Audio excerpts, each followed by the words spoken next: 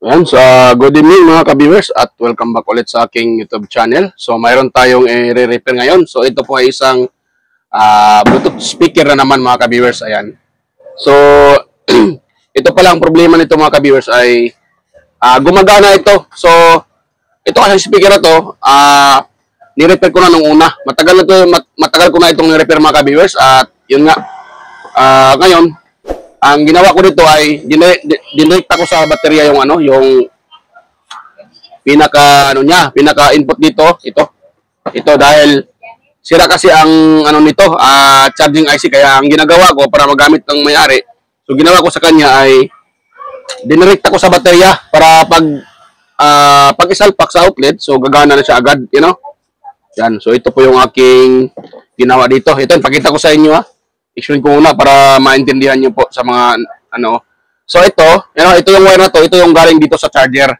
Then, nung una kasi hindi ko pa kasi na-discover yung TP 5100 na charging module. So tsaka wala din akong yung charging input. So ito ang gusto ng may-ari mga kabis, ang gusto niya ay ibalik yung kanyang baterya dahil yung baterya nito sira na, pati charging IC. So gagawin ko ngayon, maglagay ako ng dalawang baterya na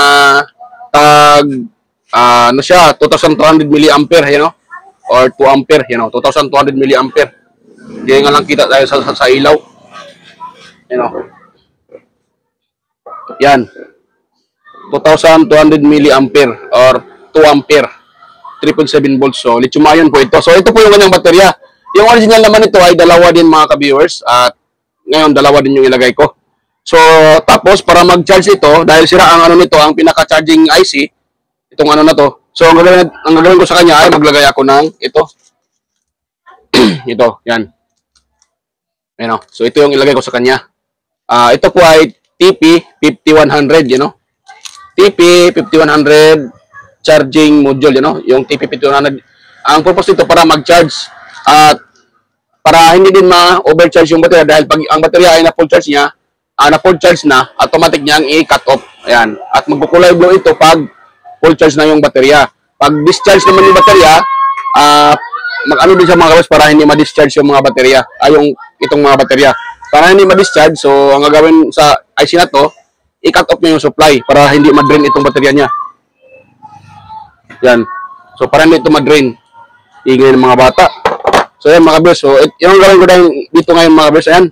So bago pa tayo mag-start pala dito sa aking pagre-repair nitong Bluetooth speaker na to, ay sa mga bago pa lang pala sa aking YouTube channel, so huwag niyo pong kalimutang mag-subscribe mga ka-viewers, at huwag niyo rin kalimutang pindutin yung notification bell at ilagay sa all para ma-notify kayo kaagad sa upcoming kong mga video, at huwag niyo rin kalimutang i-share yung ating video para makatulong tayo sa mga gustong mag-DIY at mag-repair. Yan.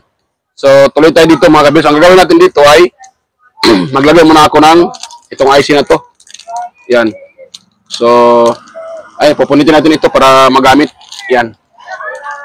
So, yan So, yan. Ito yung magamitin ko na IC. Yan. Yan yung kanyang Ito yung kanyang pinaka Yan. Nakalagay dito B+, at saka B negative. Itong ito banda negative. Ito namang banda dito ay B plus or positive. So dito naman yung ating input galing sa output ng ating charger. Ito tayo mag-in. Dito, yun, dalawang na yan, Yan. So kung ito ay negative, so automatic yung dito nakalagay, yan, may bin. Yan, hindi kita, yan, bin negative. So diyan tayo mag-input ng negative. Ito namang BIN positive, dito tayo mag-input ng positive. So yan. So ito ay ko muna ito, ay parallel ko na ito mga kabis. Hindi ko na may pakita ang parallel nito. Madali naman ito parallel. Pataka na dito ng soldering lead. At ito pala ay hindi basta-basta didikit. So ang gagawin nyo dito, excuse me po, lilihain nyo muna. Yan. Or pwede naman ito, siya, gano'n, Yan. Para yung pinaka natin ay didikit mga ka-viewers, yung pinaka so anong tawag dyan mga kabis, ikuskus natin siya para pwede natin patakan ng ng soldering lead. Yan o. So, patakan natin siya ng soldering lead. So, kaskasan natin siya, mga ka-viewers. Yan. Yun. Pati itong isa. Ito, bagong-bago pa ito, mga ka-viewers, ha. Hindi pa ito nagamit, you know. Yan o, hindi pa nagamit. Bagong-bago pa. Yan o. Yun. So, kakaskasan ko lang siya para hihinangan natin. Yan. Pwede na yan. So, kuha tayo ng ano. Tawag dyan, soldering lead. Ating patakan yan, mga ka-viewers. Para mapag-ano natin sila. Parallel. Yan.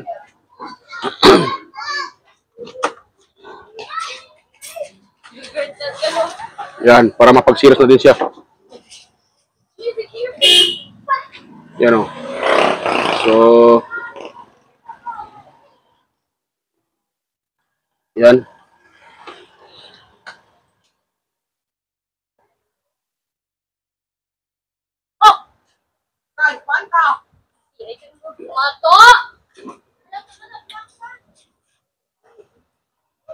Ingay ng mga bata, ah. Ingay. Ayaw gidikit, mga ka-viewers.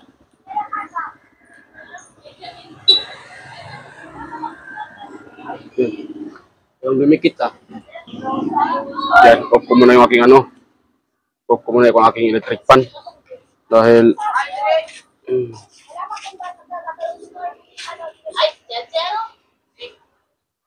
ako.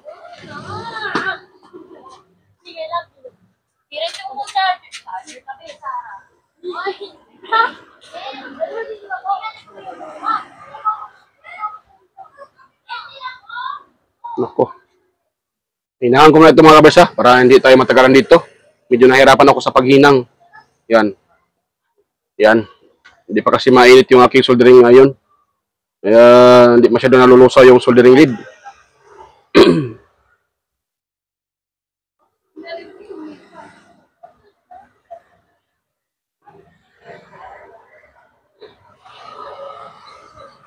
Yan, hindi masyado nalulusaw, mga ka-viewers. So, pakita ko sa inyo pa matapos ko na itong parallel. Ayan, so post ko muna sandali, mga ka-viewers, ha. So, ayan, mga ka-viewers. Nasimple ko na yung ano. Excuse po. So, nasimple ko na yung pinaka-baterya. Yan o. Pangit lang yung pagkahinang, pero okay na yan. Yan, so ang ano naman ito, ang positive ay kulay, itong dilaw na to. At ang ground ay brown. Yan. So, gagawin ko naman ngayon, mga ka-viewers. Ito. Tatanggalin ko itong pinaka-ano niya, connection. Yan. Tapos, bago yan, ito pala. Sana yung pinaka-ano ko, IC. Pinaka-charging module. So, ito yung pinaka-charging module, eh. Yan. So, gagawin ko naman ito, magsolda ako dito. Hindi pakita, eh. Kita nga. Hindi kita, mga ka-viewers. Yan. So, yan. So, ito yung pinaka-output niya. Ingay ng motor, ah. Ingay ng motor. Grabe ingay ng motor. Yan. So, maglagay ako dito ng input tsaka output. Ayan, maghinang tayo dito. So, hahatian ko muna ito sa ano, mga kapsa, itong dalawang wire na to, puti at saka pink. So, hatiin ko ito. So, gagawin ko naman itong ano, positive ay yung pink. Yan, maingay, mga kapsa, may nagpa-sounds. Yung ano ba?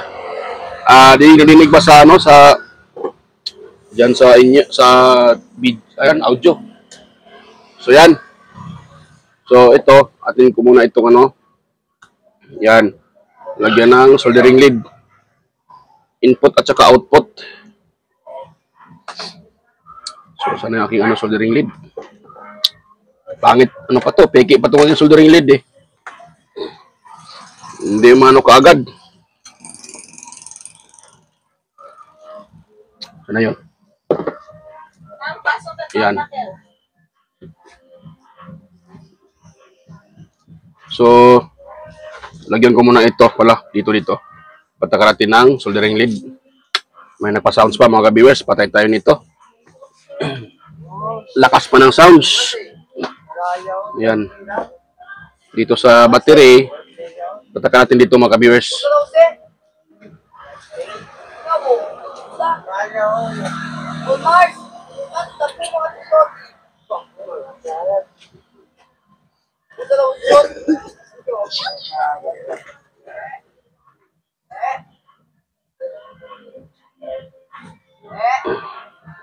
Yan. So ngayon, dahil napatakan yun sa battery, dito naman sa input natin. Yan, patakan natin ito dito mga ka-viewers para yan, pati dito sa ito, mainit pa, mainit. Yan. Dito din sa kabila, patakan din natin.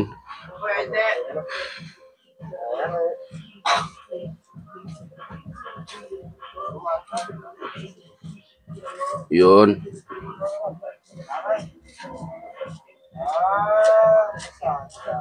Yan.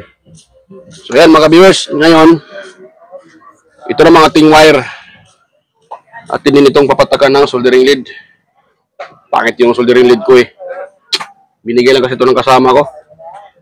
Kaya gara mas ini. Yan pato. Yan lang sa kayo sir. Alangan.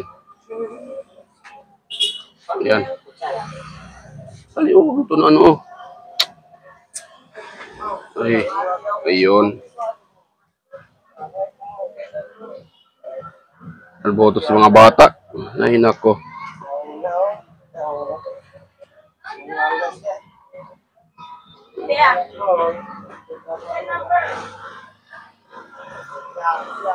Yun. Chok, mga Alboto, chok. Tan video yun, chok. Mga Alboto. So yan, mga ka-viewers, dito tayo. Dito sa battery. Yan. Sa B+, mga ka-viewers. Yan, ito yung B+.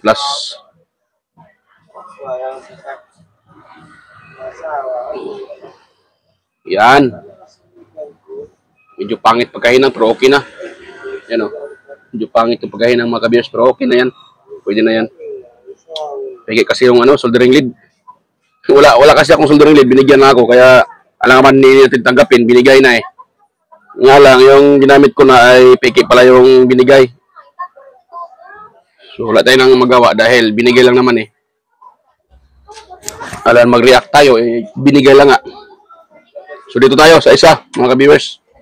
Wait lang muna, hindi ko pala ito nalagyan ng ano eh. Yun. So ito, patakan ko rin ito mga ka-viewers ng soldering lead. Yun. Yan. So dito. So yan. So patakan mo natin mga ka-viewers ha. Para manon nyo. Para ma-assemble na natin to.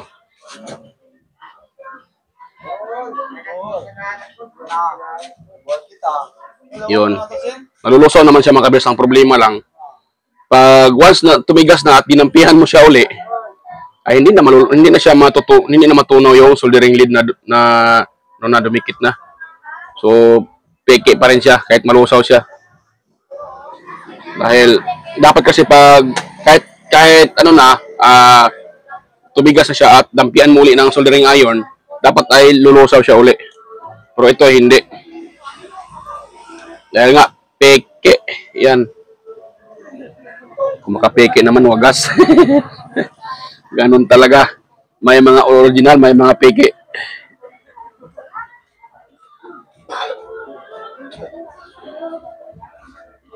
Yun. Tapos, dito naman sa kabila. So, andito yung may-ari mga ka-viewers, si Sir. Si Busing. Nag-antay ng ganyang Bluetooth speaker na pinapa-repair.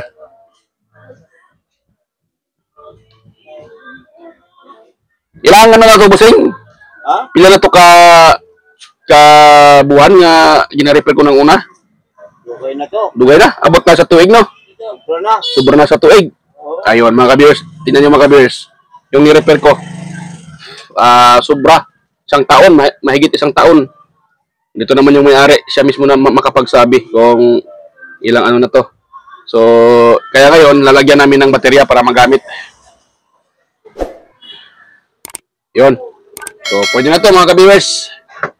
Yan, gagawin natin dito. Ito yung pinaka-input natin, no? Ito. So, ito yung pinaka-input at ito naman yung output. So, yung input natin, dito natin itatap, dito. So, tanggalin ko muna ito. Ito dito. Yan, ito na, tanggalin natin to. Yon. Ito ay hindi naman nakahinang. Hindi ko na ito hininang eh. Yan. So, pati dito.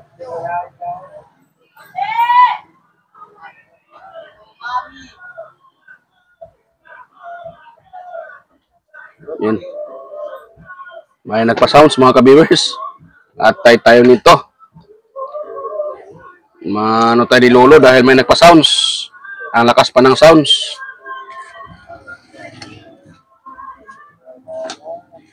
Yon.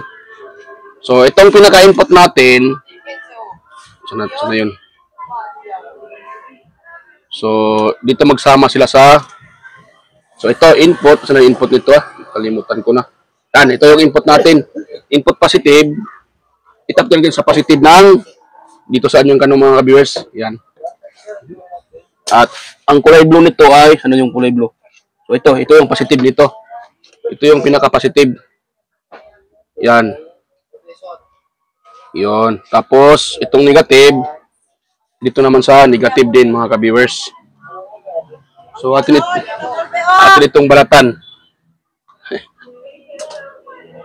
So, itong balatan. So, balatan natin. Ayan. Ayan. So, dahil ano natin to, try natin siyang itap mga ka-viewers sa outlet kung mag-ano ba siya. Yan. So, sinanta natin dito. So, dito sa kanyang wire, sana ba yung ano ko dito? Ito yung pinaka, nahatak ko pa. Ilang.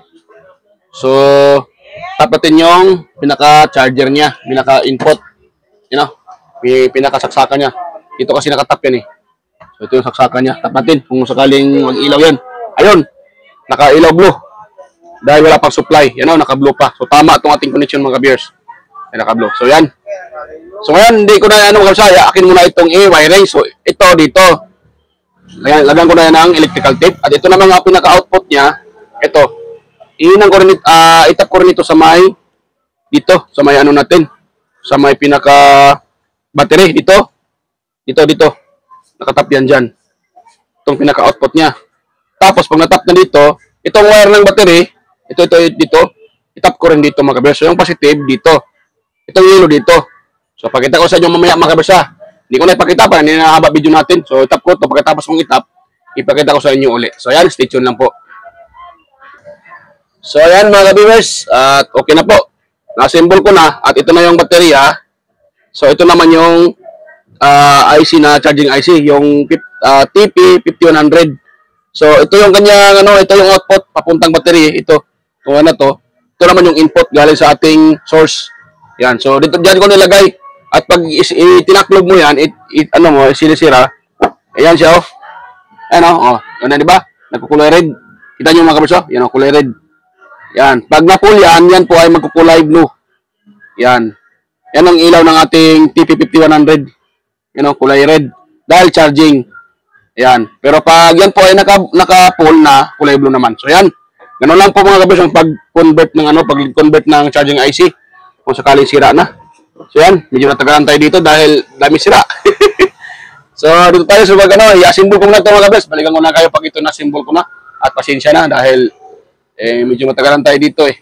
Kaya hindi ko na ipakita sa inyo na yung pag-ano nito. So sira ko muna mga kabis ha. So nakita nyo naman kung paano ko ginawa. I-wiring, pinakita ko naman ito kung paano wiring. Yan. Saan yung input, saan yung output. So, ganoon lang. Yan. Sa tulong ni TP5100, gumana yung speaker at nagkaroon ng baterya. Yan. Dahil ito kasi ay sira na itong nito baterya. At dinirekta ko na lang ito. Kaya ngayon, okay na siya. Dahil ayaw ni Busing na walang baterya. Pag mag-blackout, di magamit. Hindi makapag-kuha ng ano si Busing. Hindi makapag ano ng FM. Pag mag-blackout. Para magamit ni Busing ang FM, lagyan ng IC para magamit.